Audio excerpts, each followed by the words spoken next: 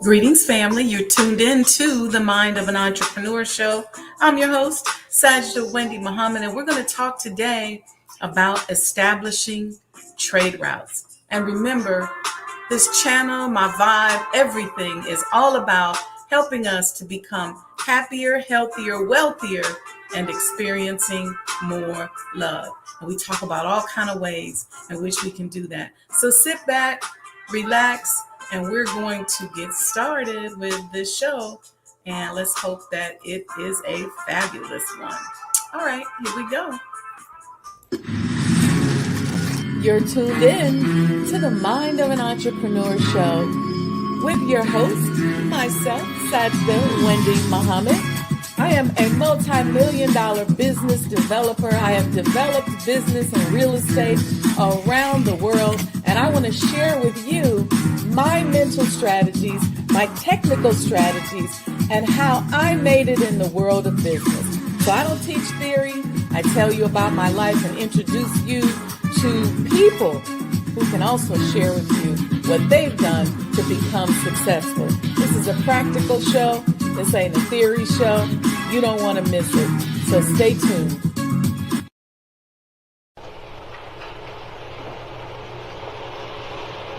O Allah, guide me among those whom Thou hast guided aright, and preserve me among those whom Thou hast preserved, and befriend me among those whom Thou hast befriended.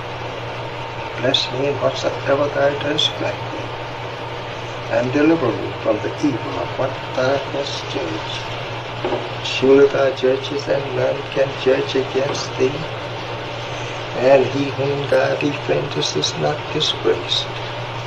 Blessed art Thou, O Lord, and exalted be Thee above what they set up besides Thee.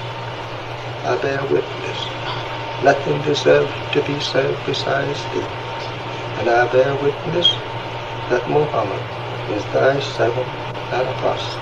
Amen.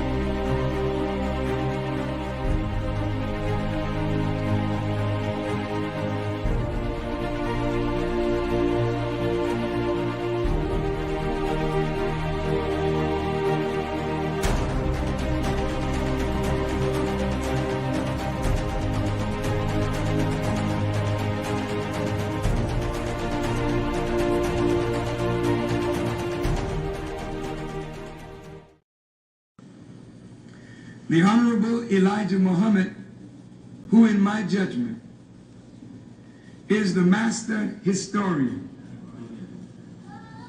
taught us that of all our studies, history is the most attractive, and it is best qualified to reward the researcher.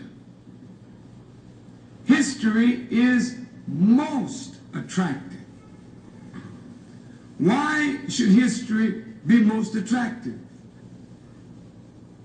Because history is the recorded time of the human family in its struggle to overcome obstacles. There is no life that is without struggle. The Holy Quran teaches us that man, meaning man and woman, is made to face difficulties. And after difficulty comes ease. But it is history that guides us through difficulty.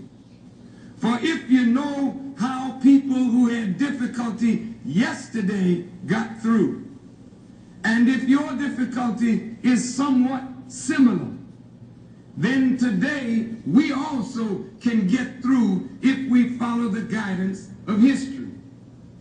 This is why Carter G. Woodson and many of our black giants fought for black people to know our history. Because in not knowing our history, we don't have a guide. And without a guide, we are lost. No wonder the Bible...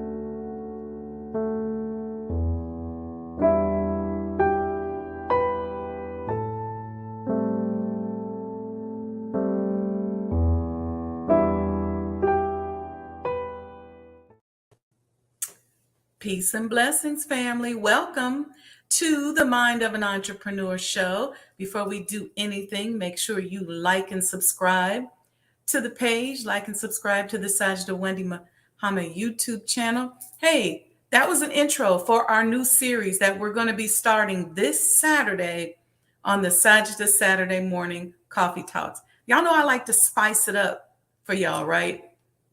And we're going to be going through the proper handling of people, how many weeks it takes, as taught to us by the Honorable Elijah Muhammad. And I think you all are going to find this very helpful, some very powerful tools.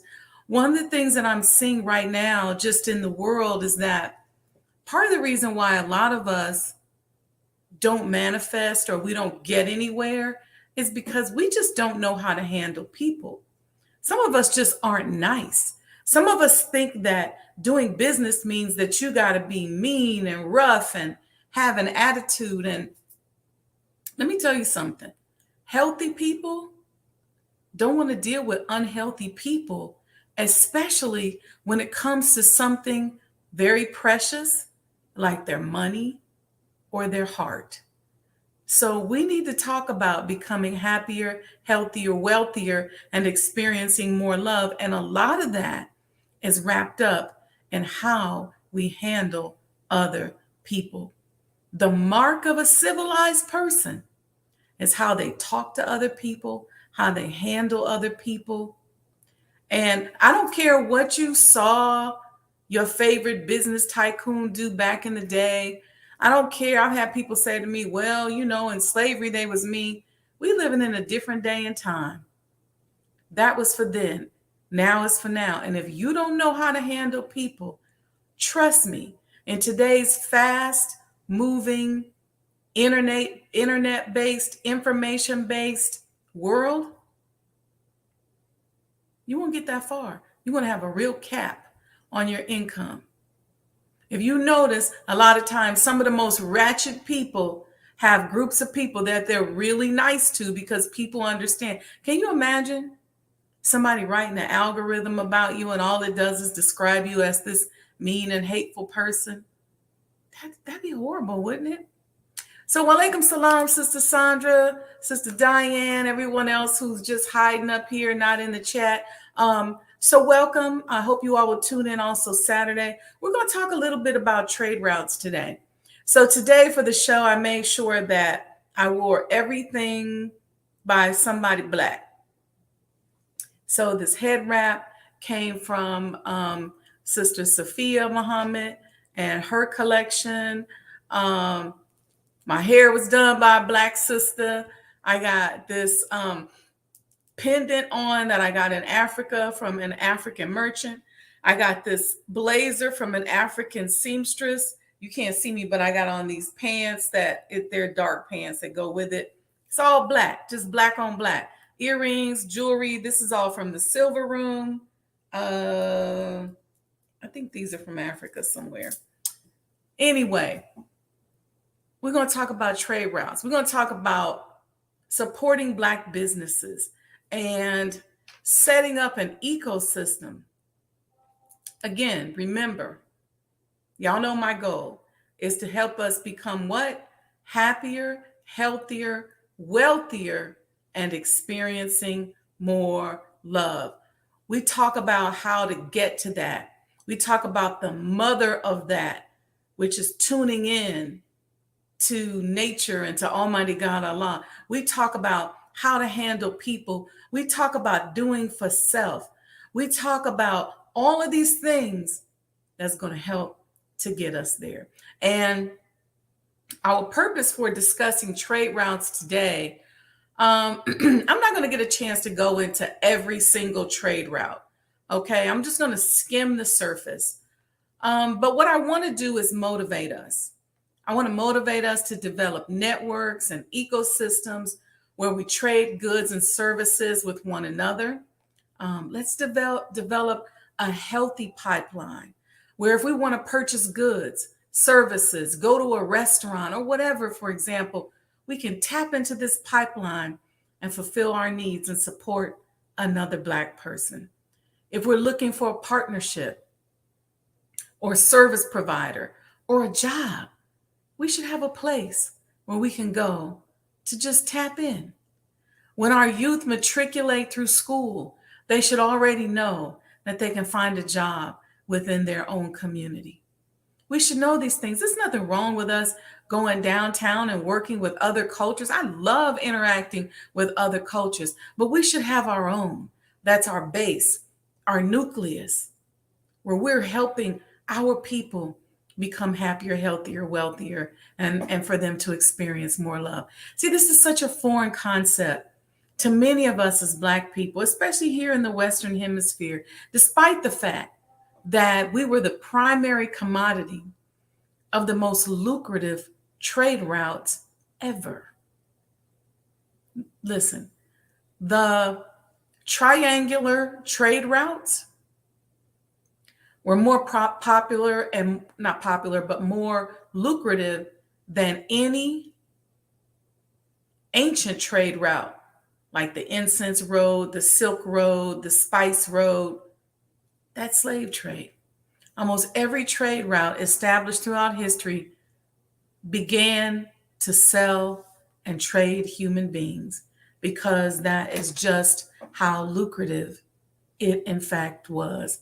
Greetings, Mom. Greetings, Diane Thomas. Welcome, everyone. Make sure you like and subscribe to the page.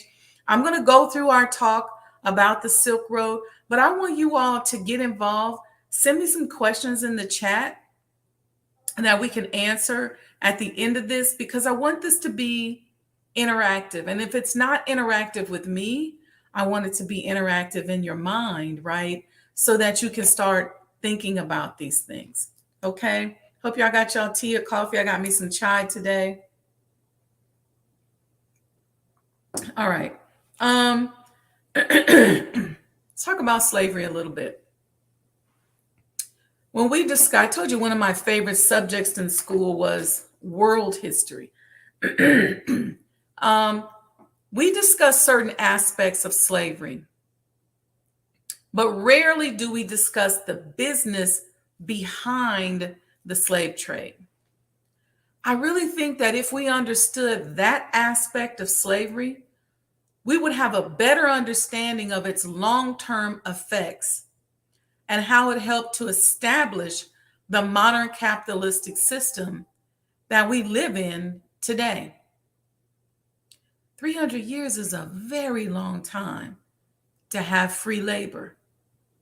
And if you have a business Think about that. 300 years, labor you don't have to pay for.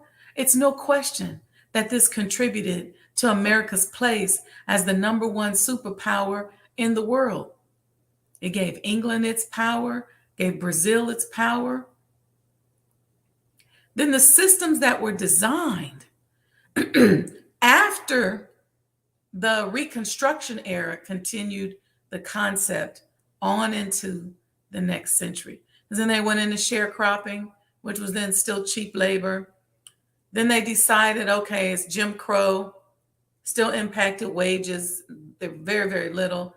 Then we went into the Industrial Revolution where places or industries like meat packing houses began to exchange hourly wage for dollars or a dollar or so with Black people. And they put signs up and down the Mason-Dixon line where they said, come and work, right, in exchange for an hourly wage. And a lot of Black people were tired because during the Reconstruction era, we had the most businesses that we'd ever had. But we didn't have a military or an army to protect our businesses. And every community around the country was destroyed by terrorists who came in and destroyed our ability to be amongst ourselves and to be separate and build our own for ourselves. So a lot of people said, okay, I'm gonna go up north and I'm gonna give me one of those jobs in the factory, in the meat packing house. So that became a route. And people came up here and got these jobs.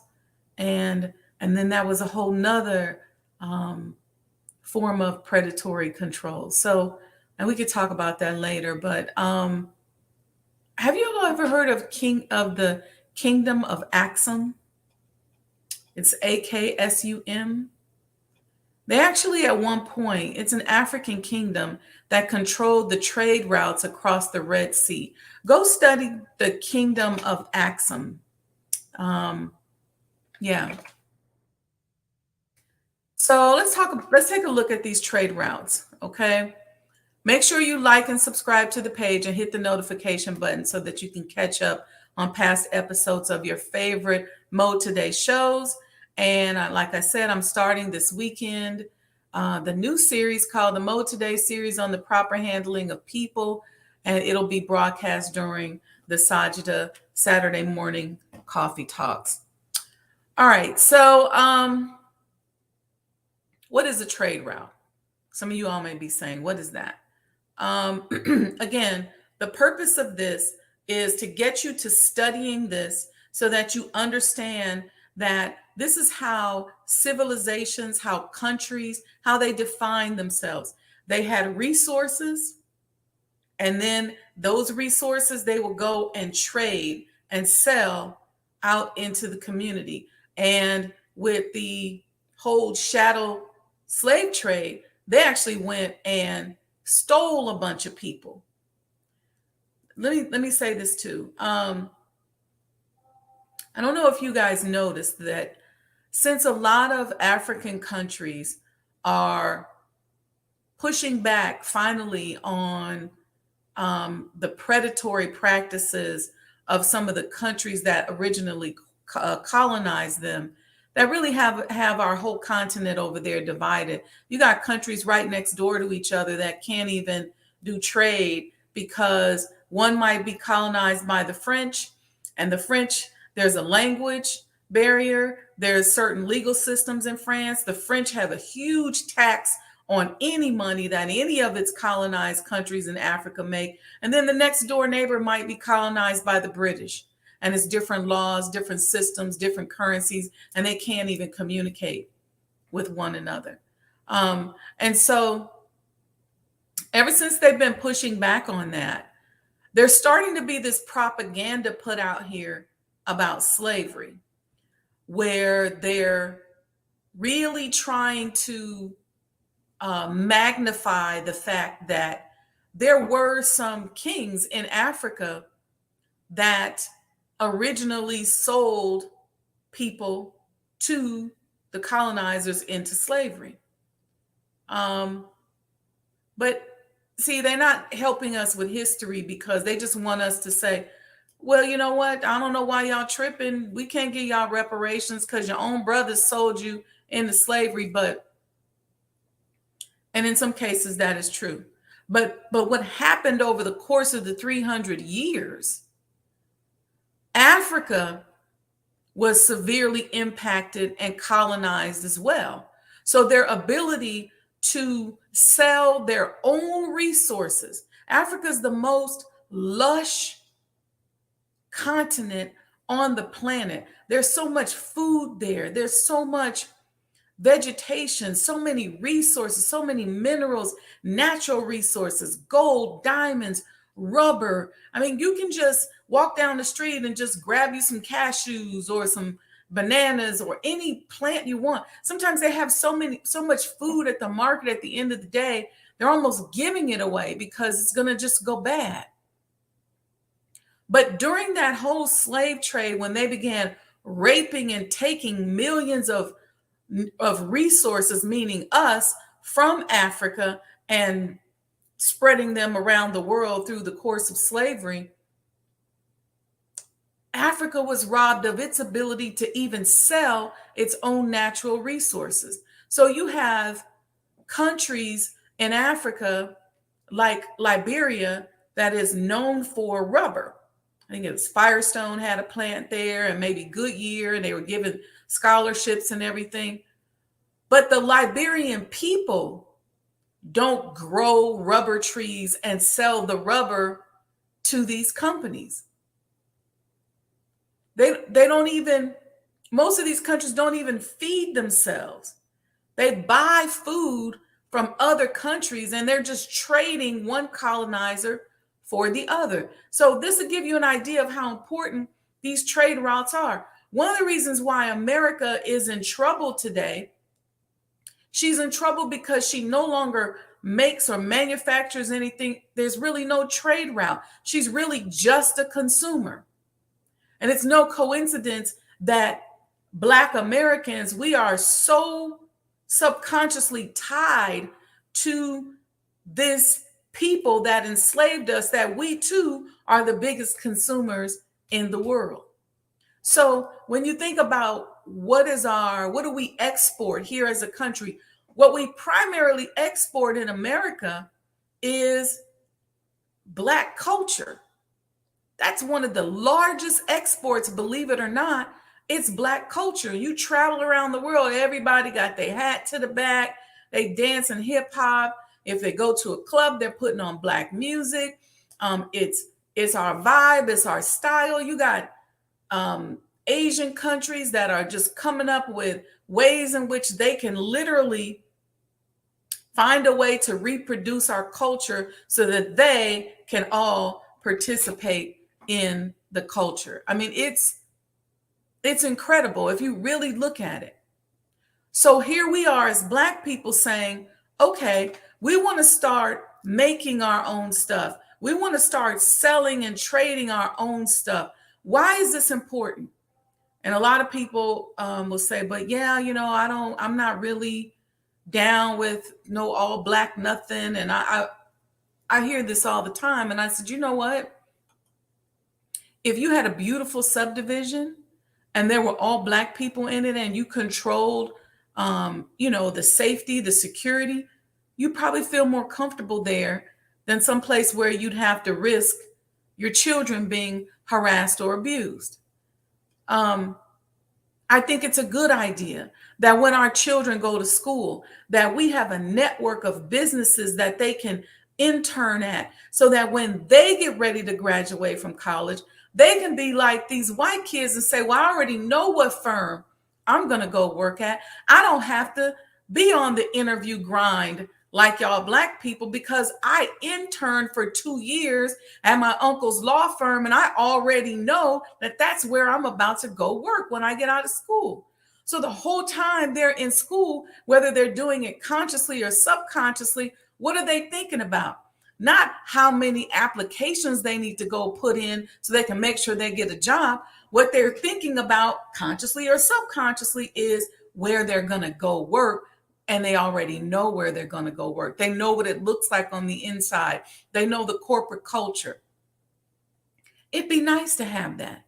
It'd be nice for some of our family members who are returning citizens, who are returning back into society after they've made a mistake, to be able to be rehabilitated by their own people and become part of the labor pool that a lot of us as entrepreneurs can choose from when we get ready to hire people.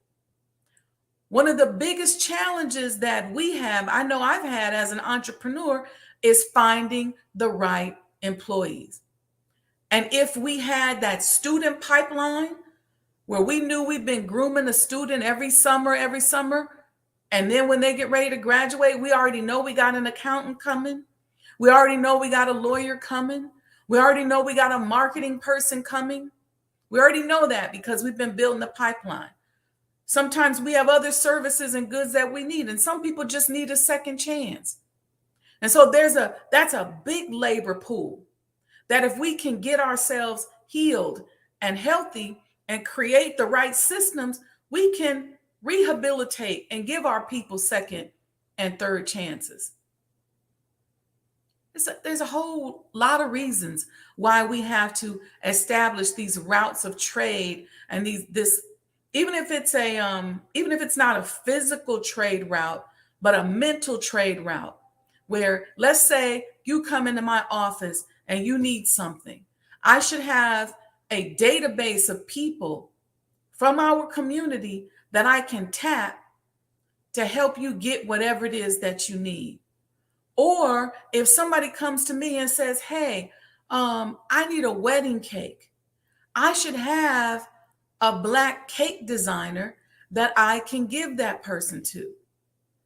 Again, why is that important? It's because we have so many needs in our community that no matter how much we protest, no matter how upset we get, they're not going to be met by the broader community. Because if their world is crumbling, and why is the world crumbling? Because we're seeing a global shift where countries like America, who was the number one country in the world at one point, there's a shift because now we don't manufacture anything.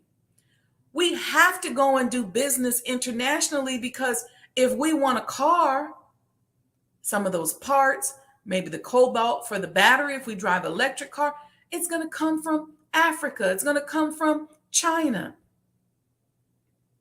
If you buy a battery, you buy a cell phone, that cell phone is coming from likely somewhere in Asia. You buy a computer. So many things we buy today, you'll see right on there, made in China, made in Korea, made in Japan. So we have to understand that there's a major economic shift happening, and it's inevitable because we in America have stopped manufacturing. We don't make anything. So we really don't have anything to sell to anybody other than the culture. And for the most part, that's Black culture here in America. That's what we sell. We're buying a lot of stuff, but what that's going to do is that's going to even the playing field. It's going to even out the economy. So when the economy starts to even out, then the economists are going to start to tighten up the purse strings. They're going to start cinching in their waist and giving haircuts across the board on expenses. And who do you think that's going to impact? It's going to impact us. But we have enough spending power to be able to support us. So what is a trade route? A trade route is a logistical network identified as a series of pathways and stoppages used for the commercial transport of cargo. So in this case, Cargo can be anything. Cargo can be intellectual property. Cargo can be physical property. Cargo can be natural resources. So I've been putting a lot of thought around if we were to begin to have all of these separate territories and look, and one more thing, here's another reason why we have to, it's not just the returning citizens, but here's the other reason why we have to have our own. We got to educate our children. And I hate to say it, and I'm not trying to offend anybody, but America stopped educating our children years ago. They just go there. It's a babysitter while we go to work. They're there, they reading something, but how deep are they studying? How much are they being challenged? How much are they being prepared to be global competitors? We love it when they get good grades. We love it when we say, oh, they graduated from school early. But did they really need to graduate early? Or could they have been learning a trade or some job skills or the proper handling of people so they know how to interact with people? Or could they have been learning something about global trade? Okay. We have these trade routes that were established many years ago, Silk Road and Incense Road. What they did was they allowed goods and services from one market to reach distant markets. And there were long distance arteries where you could funnel your goods and services, whether you grew spices in your backyard or whatever it was. And then the great leaders, they protected the trade and the commerce because there was something to be said about being able to receive something new and something special from abroad, and they felt the same way about you. So there was trading. There was trading. Different ways of doing things would come, ideas, all of these things would happen over these trade routes. So these really good leaders made sure that they protected the trade routes. They made sure it was safe. They made sure that you didn't get ripped off. Nobody could steal from you and snatch all your goods off your table and run down the street. There was security there. But see, right now, we are so much on our own when it comes to whether or not somebody frauds us, takes our money. These kind of things we can protect in our own community. And it don't have to be, it'd be great if we got a big state, right, for ourselves. If we got the state of Alabama and we could do trade and commerce. But I'm talking about, let's start with our subdivisions. Let's start with our communities. Let's start with our neighborhoods. Let's start there with good food, grocery stores that serve stuff that we like, restaurants where we can see our people thriving. See, this is all very important because, again, when those purse strings get tightened, it's going to be harder for our people to find jobs and opportunities in the broader community unless we make those opportunities. One thing we know about us as Black people, I don't care how much stress you put us under, I don't care how hard times get, we're going to make something out of nothing. We're going to be more successful. We're going to be creative. So as America runs out of things that it can export and create, guess who's going to still be creating? We are. But guess who now needs to own and monetize what it is that they create? See, these trade routes, they spread things like religion, trade, technology. They've been vital to the growth of any urban civilization. I mean, you can look at the Amish. They have food and all kind of things from their way of life that they sell, and they use those goods to promote their way of life.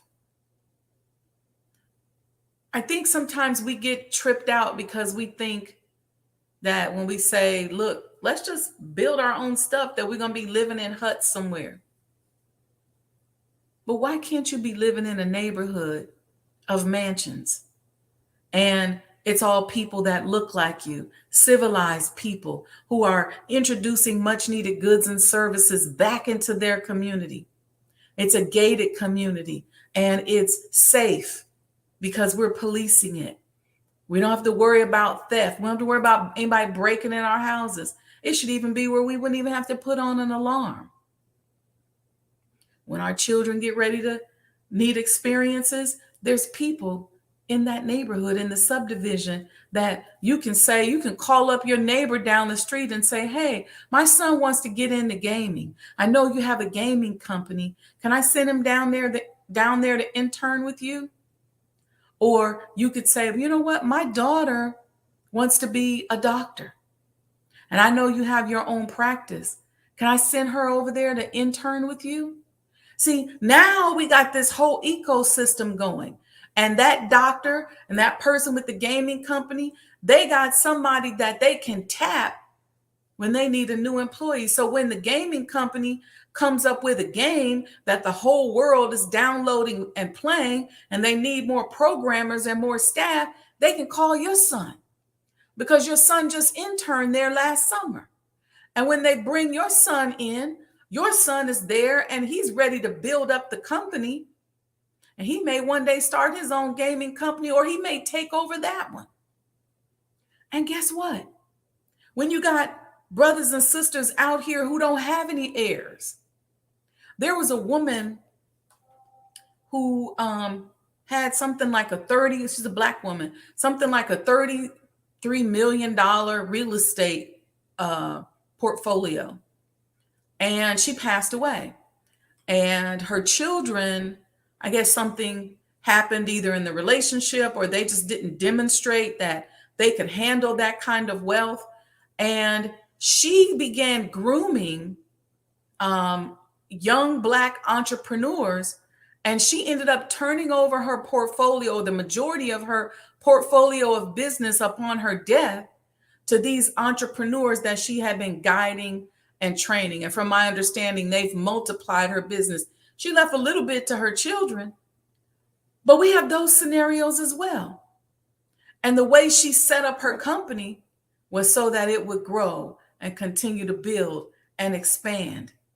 And the brothers that are working in their new company that includes her portfolio are doing really well, and they're very proud to be in that position. So there's a lot of reasons. There's enough for us to get paid. We just have to keep educating ourselves. Okay. So the extent of development of cities and the level of their integration into the larger world system or the global system has often been attributed to their position in various active trade networks. So by creating this trade network, you can go to a country in Africa and say, we'll take some of your goods, and if you take some of ours, and we begin to trade. See, we have to close this gap that was created by slavery. And there's a lot of ways in which that's going to happen. Has to happen through marriages. So we got to have relationships with people so that people can get married. And that's going to help close it a little bit. It's going to be trade. It's going to be jobs. You should be able to say, hey, I got a friend that wants to get into international commerce, trade and commerce. You should have a friend right there in your community who has connections on the motherland, or who says, hey, you know what? I'm from Sudan, or I'm from Kenya. They can get citizenship, send them over there, and we'll start trading back and forth. See, we got to think like a nation. We got a nation built. See, many of the cities here in the U.S., when the United States was established, were along these waterways. So the Native Americans, or the original people who were on this planet, on this continent, prior to the colonizers showing up when Christopher Columbus got lost.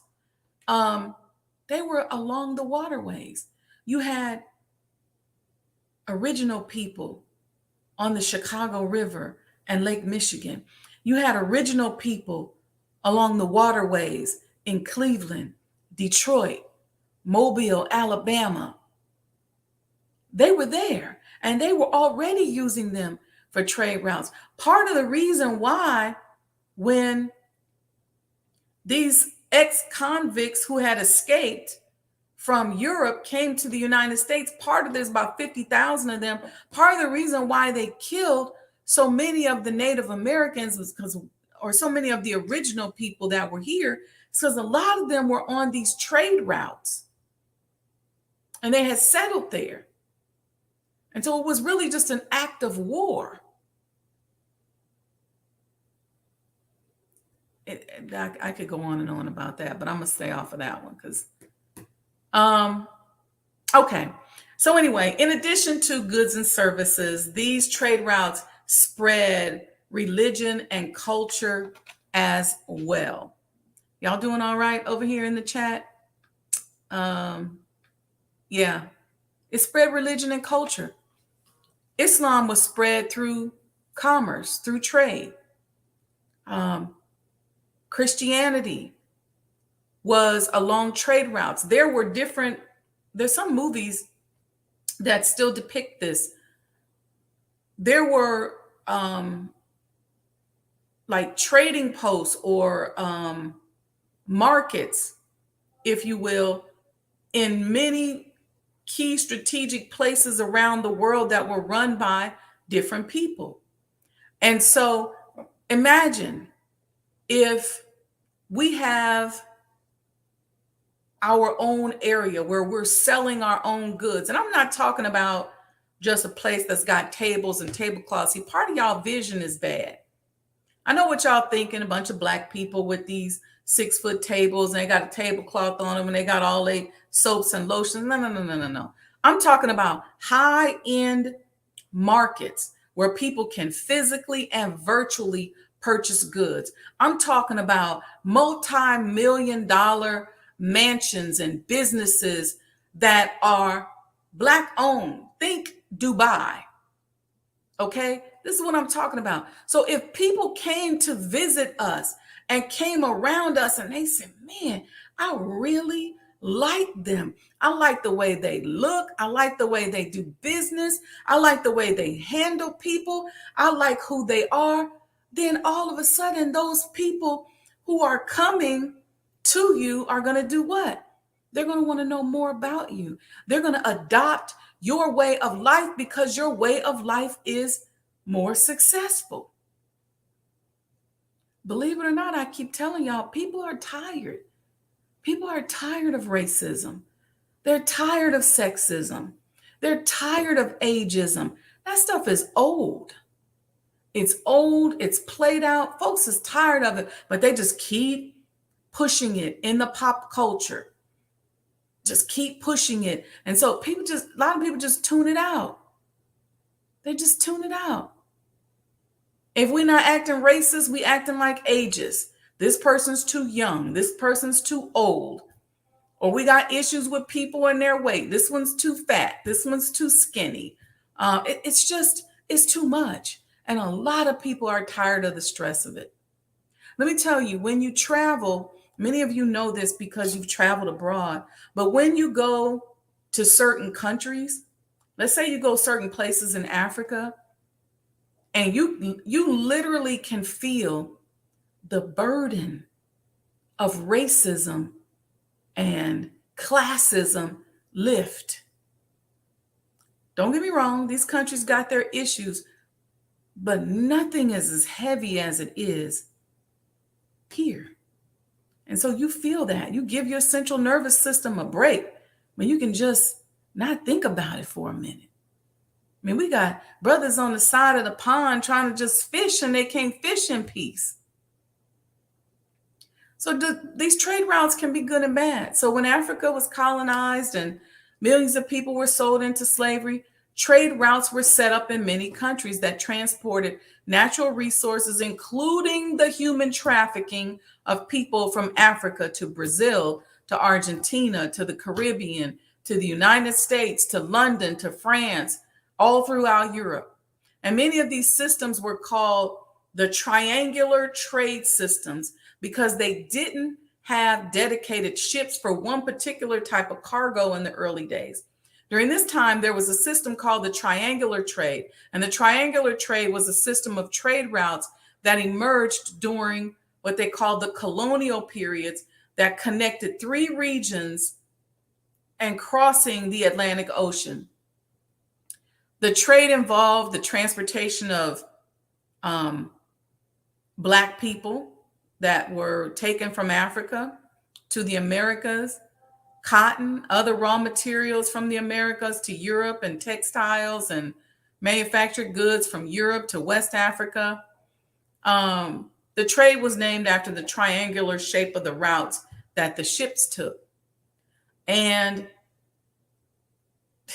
it just is wild because you may have one ship, and let's say that one ship is going from Brazil to Benin, and it may be taking fish. And so it'll have the whole bow of the ship filled with fish.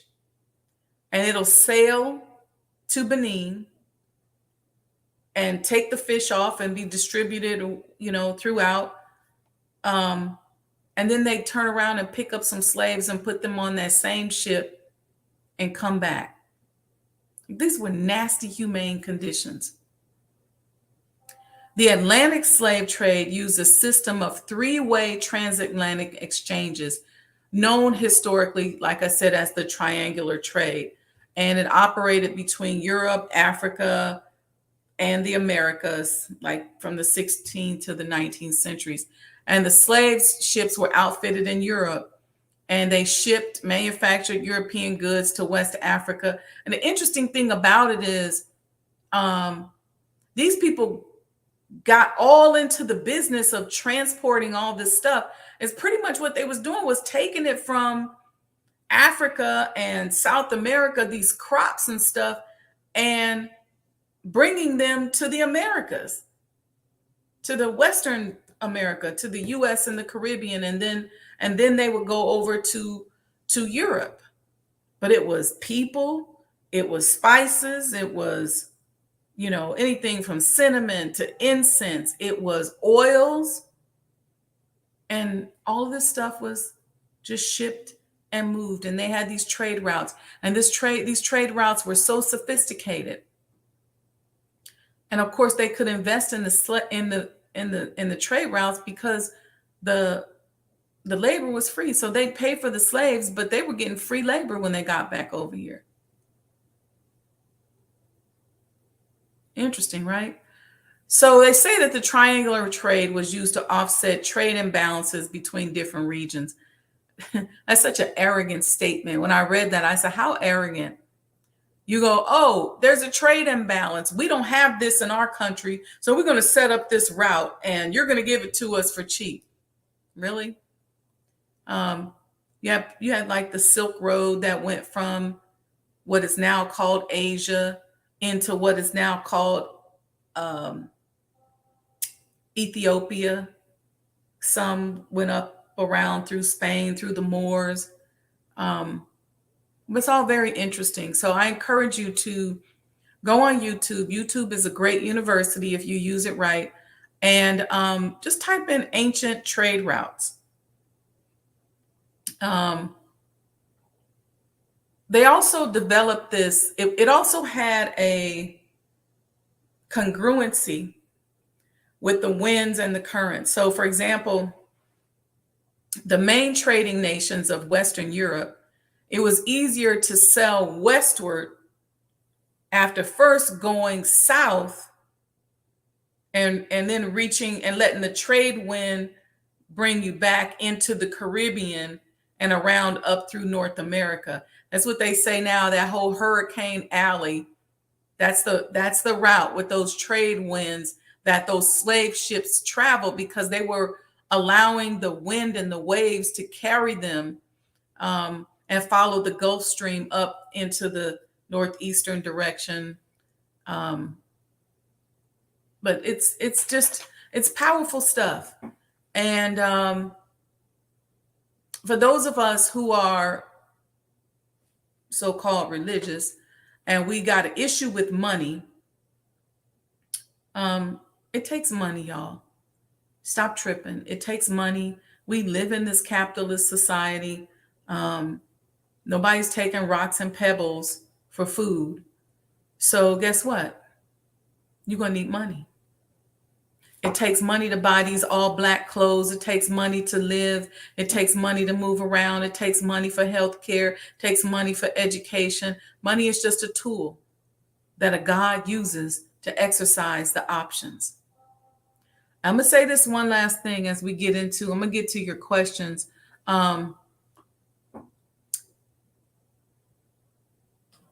If we begin to understand this and get this, a lot of it is taught, not as much detail. So we're going to have to get some detail. We're going to have to sit down and have some meetings and get some details. But the Honorable Elijah Muhammad was very, very explicit in telling us as Black people to do for ourselves and think for ourselves. He stressed that if we wanted to be respected around the world, we had to stop begging. We have to stop begging people to do for us what we could do for ourselves. And so he taught us knowledge of self, knowledge of God. He taught us that. He taught us proper handling of people. He taught us even about the measurements of the earth and the water, because he said this earth is yours. He told us that the God gave us the sun, the moon, and the stars to work out in. We just got to work out in it. Got to work out in it. But first, let's start with this knowledge, and let's start with the desire to do it, the desire to do for self. Because I'm telling you all, there's going to be a major wealth shift. It's already happening. It's going to begin to accelerate because the purse strings are going to tighten. Because in the US, if you just look at it from an economic standpoint, we don't export anything anymore other than, really, for the most part, our culture. The entertainment industry is the biggest product that the United States sends around the world. We don't make jeans, we don't make shirts, we don't make tops. We don't make a lot of cars that are going around the world. We are exporting our talents, our services. We're exporting the entertainment industry. So our movies, our music, that's what's going around the world and impacting the world. And a lot of us reject any concept of spirituality and religion, but I think we'll find out soon enough that without divine intervention guiding us and telling us what we should be focused on, who we should be talking to. I talk to entrepreneurs all the time who say, something just said to me, you're going to speak, or you're going to teach, or you're going to train, or you're going to make this product, or you're going to make this. I hear that literally every single day. So a lot of us say we accept that, but we ain't about religion. I think what we probably are not about is the hijacking of religion by people who just use it to control other people. That's not what it's about. But we're going to be into a higher level of spirituality here. It's going to be a necessity coming up here really soon. Why? Because we're going to need to think our way around this spiritual warfare that's happening around us. And we're going to need to equip our youth so that they understand how to navigate, how to be successful. If America is saved, it's likely going to be us to do it. Y'all ain't ready for that though, because we're going to be the ones to be able to do it. So we got to stop. We got to stop with the ratchetness. I'm going to get off my soapbox. All right. So Sister Sandra D said, yes, Sister Teach. Let me just put it up here. She said, yes, Sister Teach, you got me thinking hard. We need every aspect of tradesmen in our community. Yeah, our database and community involvement is key. And see, these algorithms that our world is now being based on, they are designed to predict behavior. And we can control a lot. Just like with the internet, we were able to get out here and open up businesses that maybe we couldn't have opened up 20, 30, 40, 50 years ago. We're making money now that we couldn't have made back then. Well, guess what? We can control this algorithm and control how things are distributed in a way that we couldn't years ago.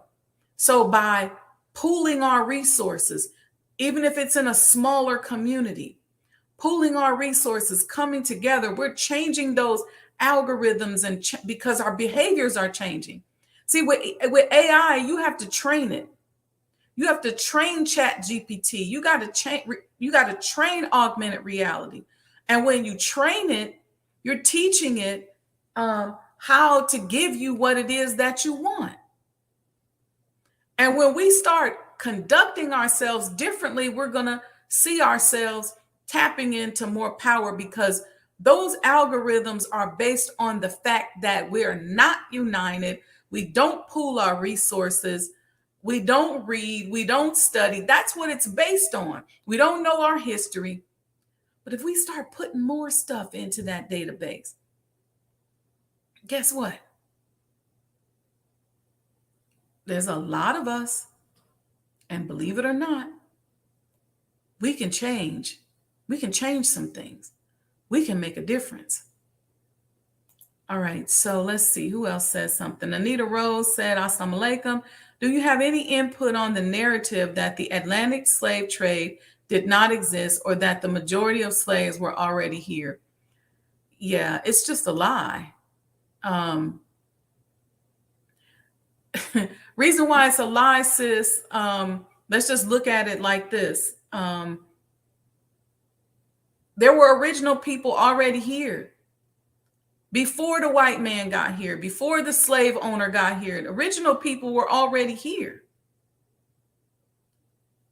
The Atlantic slave trade, there's evidence of it all throughout history. If you go, you can go to antique stores to this day. There's an antique store here in Chicago that have all kind of relics from the slave trade. And you can find that, especially in the South.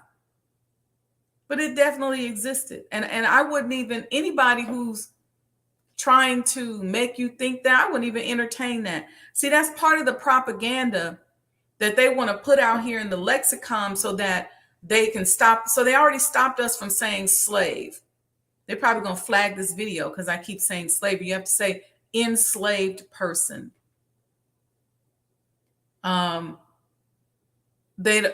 want to make it seem as if our African people are the ones who created the slave trade and sent us over here. And that's only partially true. They are the ones who developed the whole shadow slave trade. They are the ones who benefited from slavery for 300 years of free labor. America would not be who she is, Sister Anita, if she didn't have 300 years of free labor. That's a lot. Most of these other countries, they had to pay for somebody to work for them. But not here in America. So it definitely happened. And I mean, I could go into a whole history lesson to prove it. We won't do that here today. It just kind of changes the tone of what we're talking about. But it definitely happened. The majority of slaves were already here. Think about that statement. So what they saying, when they got here from Europe, it was a bunch of slaves here? I don't know what they're trying to say. There was original people here. that they were unable to enslave. But anyway, any other questions? Anybody else in the chat? I see y'all there. So I just want us thinking. Let's elevate our mind when it comes to this teaching that the Honorable Elijah Muhammad has given us about doing for self. And when he talks about establishing separate areas, separate territory, separating, let's elevate a little bit with that, because the school system has failed us. We literally need to open up our own schools. We should have a lot of independent schools. We can afford it. A lot of us are spending thousands of dollars to send our children to private schools that don't teach any type of Black pride, no type of nation building, nothing. You're talking about children walking away from school or graduating early, summa cum laude, valedictorians and all that, and they don't even know who Martin Luther King is. And let me tell you something about this history piece. See, history is so very important, because if we're looking at ourselves and saying, man, what's wrong with us? We need somebody to fix us. Well, see, when the Honorable Elijah Muhammad began to fix us and gave us that medicine, he told us history. Just like if you go to an attorney, first thing the attorney's going to do is ask you the history of what you're talking about. You say, oh, my husband, he dragged me down the street, he beat me up. He's going to want to know the history, how long this been going on, what's his name, where'd he come from, how long y'all been married. He's going to ask you some historical questions so that he can begin to put together his strategic plan on how he's going to help you. Then he goes into the history of the law to see if there's any kind of legal precedence in the history of the law that's going to help him with your case. It's done with history. You go to the doctor, they use history. If they're real doctors, most times they just write you something and they don't even ask you about your history. But they should say, are you allergic to anything? Are you allergic to penicillin? Because I see you got strep throat. Before I write you a prescription for penicillin, are you allergic? Yeah. Well, tell me what happens when you have it. Oh, I go into anaphylactic shock, blah, blah, blah. Oh, okay. Oh, your stomach hurting? How long your stomach been hurting? Did your mother's stomach hurt? Is your mother alive? Is your father alive? Those are on the history and physical questions. If they're not alive, how did they pass away? Oh, I can't. I just keep losing and miscarriaging my children. They're going to ask you about your mother. They're going to ask you about yourself. Have you had any major surgeries? What's your diet like? They're going to ask you history in order to put together your clinical plan. So when you look at us, I was looking at the VMA Awards and I'm seeing these sisters crawling all around on the floor, hunching and humping the floor at the daggone VMA Awards in their evening gowns. Well, if you look at that and say something is wrong with us, what's wrong with us? In order to fix us, you got to know the history. You got to know about these slave breeding plantations that taught people that all you do is just breed. You got to know about the domestic violence and the sexual violence and that happens in our community, the perversion, the rape, the sex trafficking. You got to know about that. In order to fix us, you need some history. And then that person you're helping, it would be great if you could say, oh, don't worry. I know I'm telling you that you got some cancerous cells, but I can give you some examples of people who have beat this. That would help you, wouldn't it? If you told those sisters who was crawling around on the floor and said, you know what, you don't have to do this. I understand what has happened to you. I understand what you've seen. I know things that have happened to you that you probably don't know anything about several generations ago. But let me give you an example, a story about somebody who came from where you came from and they made it, and they didn't have to do what you did. It's just so many ways. You got people out here who hate their skin color. But if they knew their history, if they knew the Queen of Sheba had the same skin color as them, if they know that Mother Mary, the mother of Jesus, had the same hands as them. I'm using random examples, but I think y'all get my point. A Breckenridge, let's see what you say. I don't have any questions, but I love your streams. They are always so insightful and have me thinking. Thank you so much for that. Thank you, thank you, thank you. Make sure you all like and subscribe to the page. Make sure that you tell a friend to tell a friend. Bring somebody with you next time. You can forward. We try to play some reruns throughout the week. We're live Thursday night, 7 p.m. Central Time, Saturday morning, 6 a.m. Central Time. I've been trying to do a little bit better about doing some live videos, and I'm still working on these television shows. So I need you all to just keep supporting. I want to like and subscribe. I want to really get the numbers up so that we can just get more eyes on the content. So feel free to forward it, post it on your page. If there's anything here that you like on the page, all you got to do is copy the link and you can post it right on your Facebook. You can go to my Instagram page. My Instagram is Sajdah Wendy Muhammad, or I also have one at Sajdah House. And I also have TikTok, Sajdah Wendy Muhammad. You can go on there and find contact and content and repost it. Okay. But let's get more eyes on this. I think it's important that we showcase more Black business women that are different from those that are showcased today. So I think that's important. So help me to spread that word. Let's do that. So if you have not supported the completion of the Honorable Elijah Muhammad House, and even if you have, we need your continued support. So you can make a donation by going to sajdahhousedonations.com. That's scrolling across the bottom of the screen. If you want one of these commemorative Elijah coins that are made of the copper from the home of the messenger, and I got this cool video I'm about to make because I found something really powerful from Savior's Day, 1997, where the minister talked about dross and purification and the process of creating a conduit. And so I'm gonna use some of that and just talk to you all about these coins.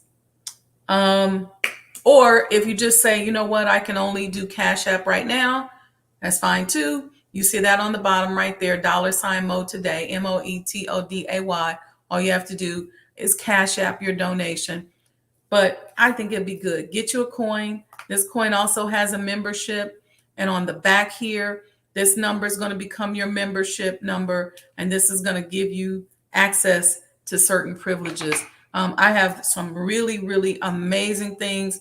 Y'all see that I put together content. I know how to put together creative content. I've been doing that my entire adult life, whether it's building businesses. I've built over $500 million of businesses for other people. Let's build this for ourselves. And I just need you all support. Continue to like, subscribe, forward the information, make a donation, tell somebody else. We also have sponsorship opportunities available.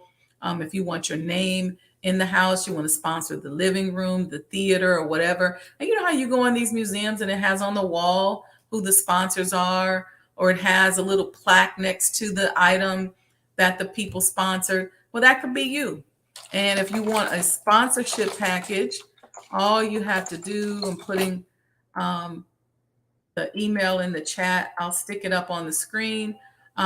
If you want a sponsorship package, all you have to do is send me, it'd be nice if I spelled right? I'm typing too fast. SajdaHouse@gmail.com. All right, let me get that. There we go. Sajdahouse@gmail.com. Okay.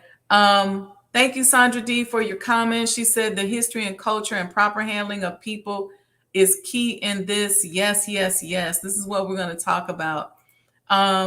Anita Rose said, thanks, sis. This is my first live stream of yours, but it won't be the last. Thank you. Thank you so much. I love that picture of you and the babies on there, on your contact, on your Facebook contact. All right, family, I'm talking. We're going overboard. I got a few commercials. I'd love for you to stick around and watch. So don't go anywhere, and make sure you support SajdahHouse.com. Peace and blessings. See y'all Saturday.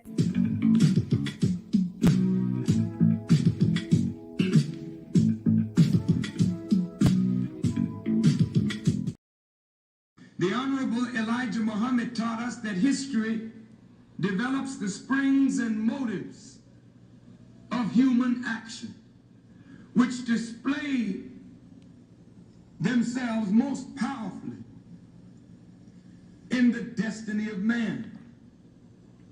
History actually motivates and stimulates human action. Sometimes you may not know what to expect from yourself.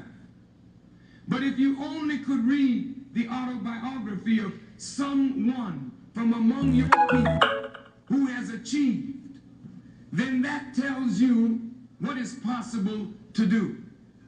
Black people in America have labored without understanding the realm of possibility for black people.